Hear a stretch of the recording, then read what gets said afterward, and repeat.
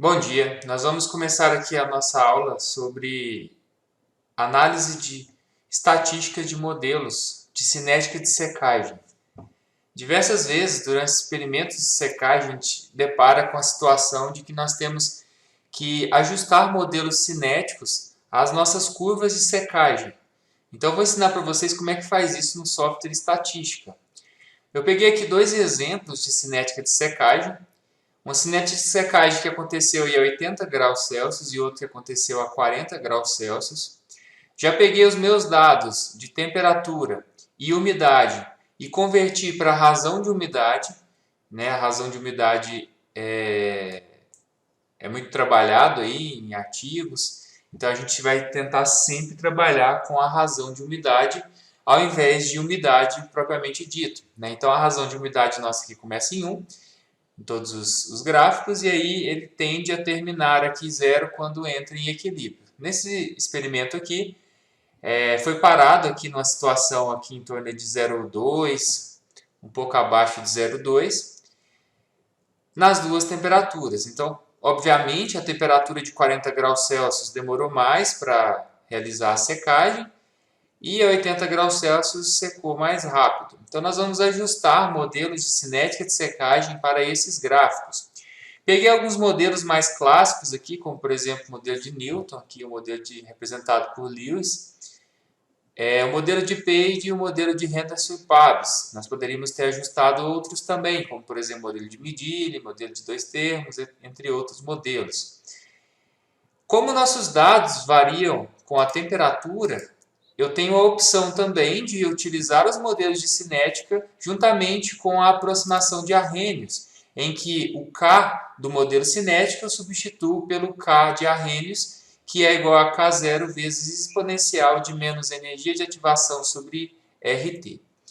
Certo? Então, no exemplo aqui eu vou fazer a parte mais completa da análise, mas caso você opte por fazer o ajuste dos seus modelos sem a utilização dos modelos cinéticos, basta você fazer a análise das curvas aqui, sem inserir aqui a função da temperatura nos seus modelos. Então vamos lá. Primeiramente nós vamos pegar os dados aqui e copiar esses dados para o software estatística.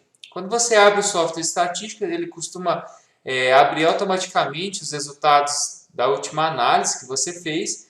Então você fecha, vem aqui em novo e adiciona aqui um novo case.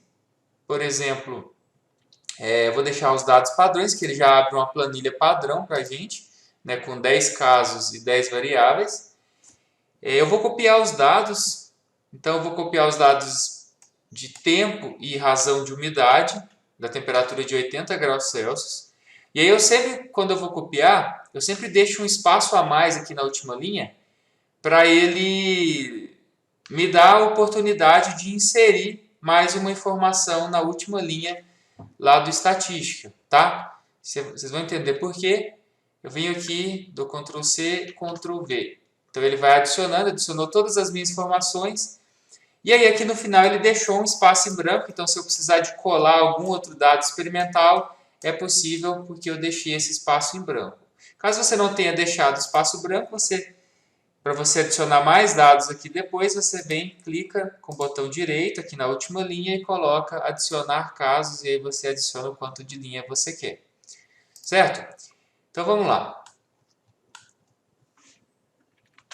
Os meus dados, eles estão variando com a temperatura.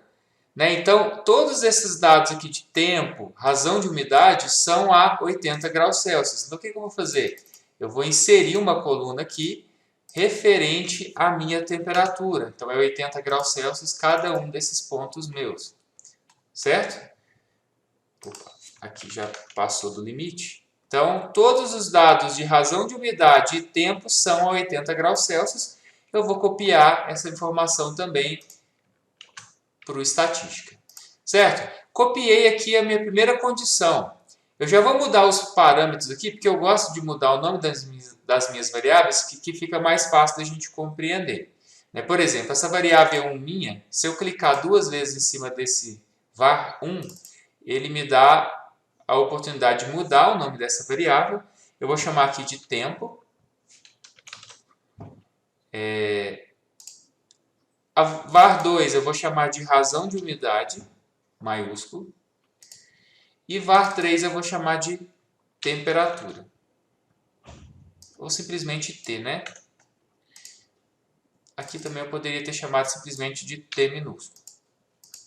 Então, tempo, razão de umidade e temperatura. Para eu fazer a análise estatística, eu preciso de colocar todos os meus dados de tempo em uma coluna, todos os meus dados de razão de umidade em outra coluna e todos os meus dados de temperatura na mesma coluna. Então, eu vou fazer o seguinte, eu vou copiar aqui os dados de temperatura, razão de umidade, já vou aproveitar aqui e colocar os dados de temperatura também. Isso. E vou copiar essas três informações para o estatística, só que eu não vou criar novas colunas. Eu vou copiar na mesma coluna, porque esse dado de tempo é tempo para todas as minhas condições. Razão de umidade para todas as condições, e temperatura também. Você está vinculando o tempo, a razão de umidade e a temperatura, e ele vai fazer a análise estatística aqui, linha por linha, dos seus dados.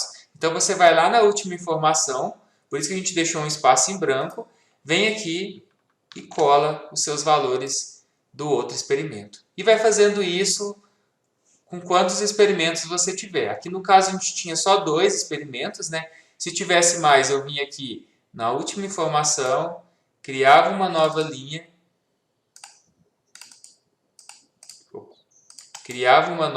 adicionava um novo case e depois ia adicionando mais informações aqui dos outros experimentos, certo? Mas como o nosso aqui já finalizou, são só 2 dados experimentais, já montamos aqui, transferimos os dados do Excel para a nossa planilha.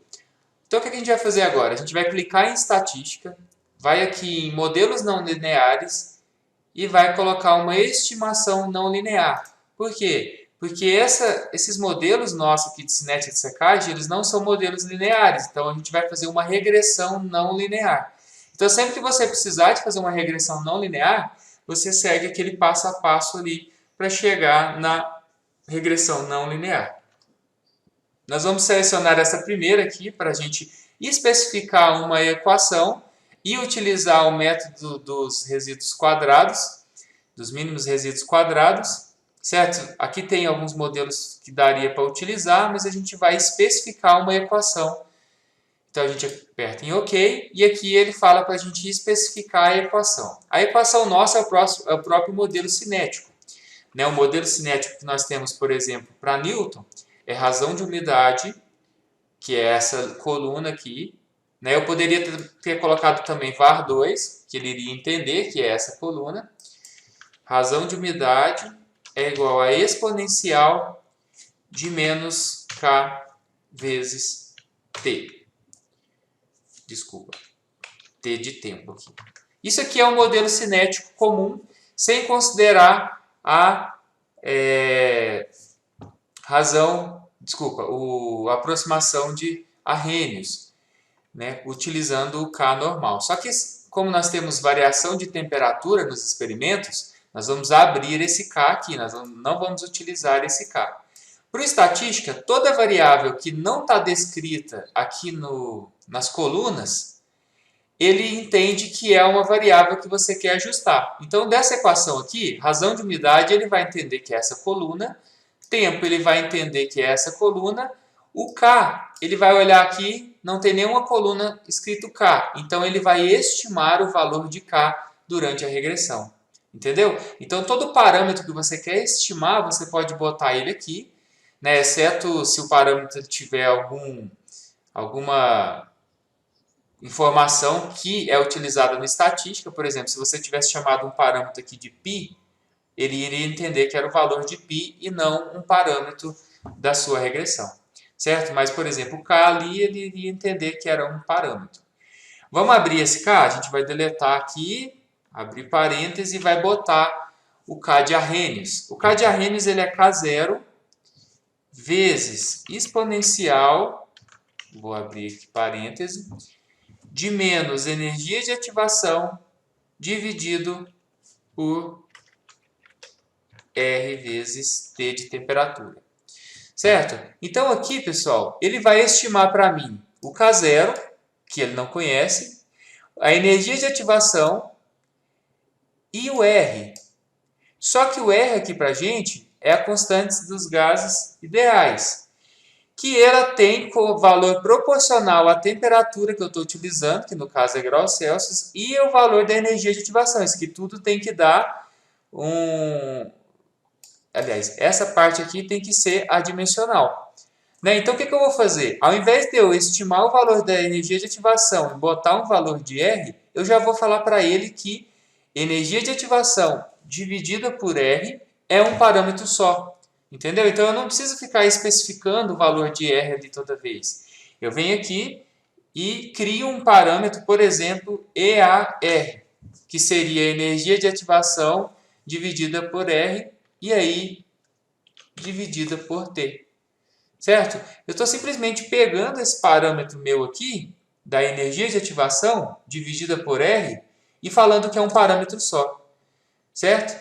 Então, eu estou estimando quando o software me der a informação da energia de ativação, aquele valor lá nada mais é do que a energia de ativação sobre o R, que você, se você desejar, você pode selecionar ele ali na lista de gases ideais.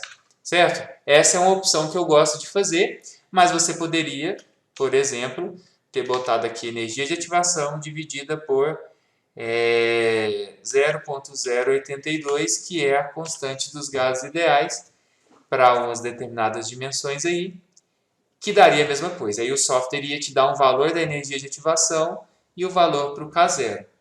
Certo? Então, eu vou fazer o seguinte, eu vou fazer o que eu costumo fazer sempre, que é definir energia de ativação R, e depois lá na frente eu converto, multiplico ali pelo valor de R, e aí eu encontro a energia de ativação.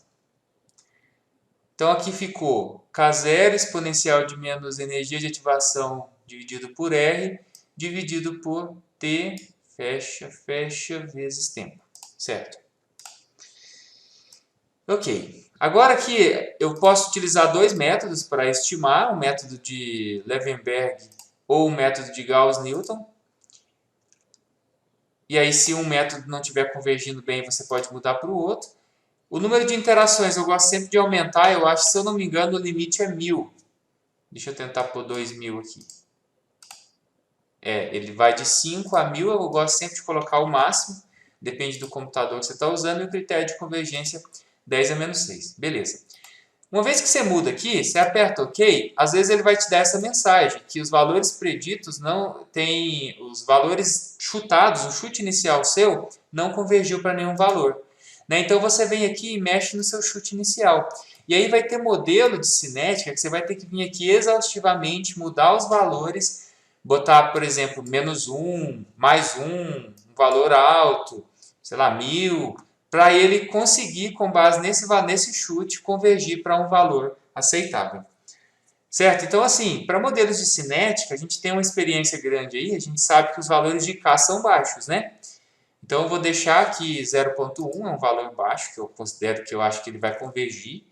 E a energia de ativação dividida por R, normalmente, esse valor, quando ele é dividido por R, ele dá um valor bastante elevado. Então, ao invés de chutar 1, eu vou chutar aqui, sei lá, 100. E aí vamos ver se ele vai convergir. Também não deu. Vamos tentar mexer aqui no valor. Talvez o K está muito grande. Vamos aumentar aqui uma casa decimal. Também não deu. Vamos tentar aqui a energia de ativação, um valor mais alto.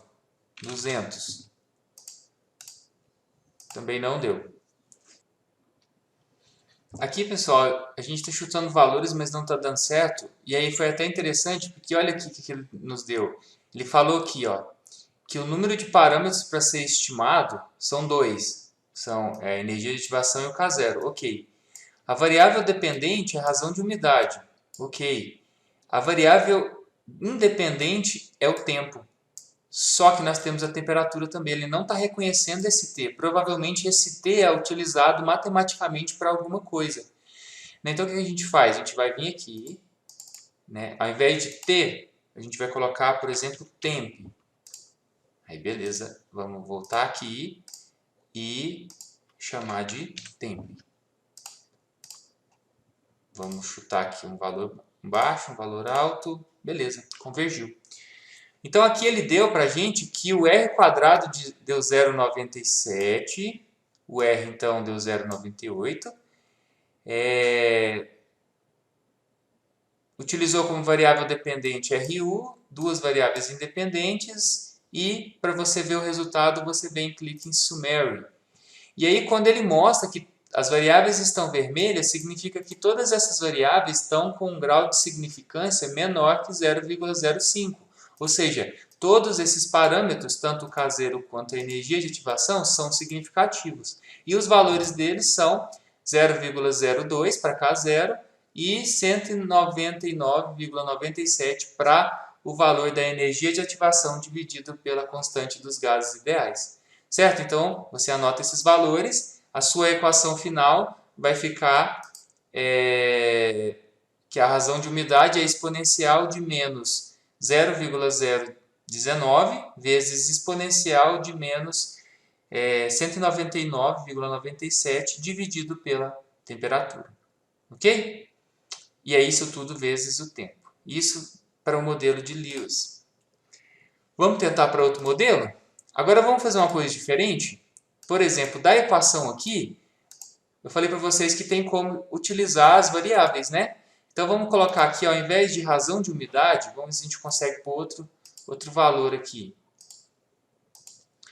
Ao invés de utilizar RU, eu posso utilizar var2, variável 2. Então eu chamo de V2. Então ele vai entender que é a variável 2. E aonde está a temperatura, eu vou chamar de variável 3, V3. E o T minúsculo eu vou chamar de V1, que é a variável 1. E aí ele consegue, vamos dar OK, OK, OK, chegar no mesmo resultado, certo? Então é outra opção que a gente tem. Então vamos chamar aqui de novo, novamente, de razão de umidade é igual a temperatura vezes o tempo. Para o modelo de Page, a única diferença é que ele é elevado a n. Elevado a n, então vamos pegar o tempo e elevar a n. Vamos ver se esse n aqui não é utilizado, né? Matematicamente. Não, acho que não. Beleza, então a gente vai poder utilizar, acho que ele não vai dar problema. Vamos dar OK, vamos ver aqui, ele estimou 3 parâmetros, então ele reconheceu o n como sendo um parâmetro, a energia de ativação e o K0, a variável dependente a razão de umidade e a variável independente temperatura e tempo. Deu todos os casos, vamos chutar os valores aqui. Novamente, o K0 é um valor baixo, vamos deixar o 0,1, a energia de ativação a gente viu que é um valor bem elevado, porque ela está dividida pela constante ali. E o n ele dá mais ou menos ali próximo de 1, né? Então a gente, pela experiência, a gente sabe que o m dá ao redor ali de 1, 0,7 ou 1,3. Então vamos chutar 1, que aí eu acho que ele converge mais rápido. Beleza? Convergiu, olha, o r quadrado deu bem melhor, 0,9984 e o r 0,9992. Então assim, o modelo que esse aqui que a gente está utilizando é o de Page, ele tem um parâmetro a mais, por isso, né, que ele aproximou mais, quantos mais parâmetros, mais a gente consegue, né, ajustar ali dos dados experimentais. A gente obteve um R quadrado de 0,97 para o modelo de Newton, que é o modelo de Lewis, e 0,99 para o modelo de Page. Então, assim, o modelo de Page está aproximando mais do que o modelo de Newton. Porém, ele tem 2 parâmetros. Na verdade, nesse caso, ele teria 3 parâmetros, que é o K0, a energia de ativação, e o n, versus o modelo de Newton, que tem 2 parâmetros, que é somente o K0 e a energia de ativação. Só que o R quadrado está dando muito melhor, está dando 0,99. 0,99 para a gente é uma maravilha. Então, nesse caso aí, eu já posso, né, definir que o modelo de Page foi melhor, porque o R quadrado deu bem melhor, o que justifica a utilização de um parâmetro a mais na regressão. Certo? Se vocês quiserem testar também, a gente pode testar o modelo de Henderson e Pabst. Só vamos ver os valores aqui dos parâmetros que a gente obteve. Ó, todos vermelhos, então todos são significativos. O K0 ali deu bem próximo ali, né? Um pouco abaixo do modelo de Newton. O energia de ativação dividida pelo valor da constante deu 251. E o N ali deu 1,25, então deu todos os parâmetros significativos. Vamos tentar ali o último modelo nosso, que é o modelo de Henderson e Pabst. Ele tem um B multiplicando, na verdade ele é um modelo de Newton com um B, com um parâmetro multiplicando a exponencial. Então vamos corrigir lá. Ele vai ser, acabei perdendo a função. Ele vai ser o próprio modelo de Newton, então ele não tem o exponencial. Vai ser, por exemplo, um B multiplicando essa exponencial. Vamos ver se ele reconheceu. Reconheceu os três parâmetros, B, K0 e energia de ativação. Esse valor de B, como ele é um valor multiplicando uma exponencial do modelo de Newton, e o modelo de Newton já deu um valor legal, possivelmente esse B vai dar muito próximo de 1. Né? Porque o modelo de Newton já deu bom. Então o B ali ele vai ficar muito próximo de 1. Então a gente poderia chutar, sei lá, poderia chutar 1 ou poderia chutar 10. Né? Claro que ele tem que ser um valor positivo. Ou a gente poderia deixar o 0,1, que é o valor default. A energia de ativação a gente viu que é um valor bastante elevado e o K0 é um valor bem baixo. Vamos chutar 0,1. Vamos ver se ele roda. Rodou. Deu um R quadrado de 0,98. Né? Ele deu um pouquinho melhor ali do que o modelo de Newton, mas ele gastou um parâmetro a mais para ser pouca coisa melhor do que o modelo de Newton. Então eu acho que não compensa. Né? Esse pequeno ganho que teve não foi tão significativo, inserindo um parâmetro a mais. Então, entre os três modelos, a gente poderia escolher o modelo de Page, que é um modelo de 3 parâmetros aqui, nesse caso, que vai ter um resultado muito melhor do que o modelo de Newton. O modelo de Henderson-Pabst deu melhor que o modelo de Newton também, mas não tão melhor para justificar um parâmetro a mais na regressão. Né? Vamos ver os valores que ele deu. Então, foram os 3 significativos. O valor de B deu bem próximo de 1, né, como eu falei para vocês. E os outros valores bem próximos dos valores que a gente obteve lá no modelo de Newton.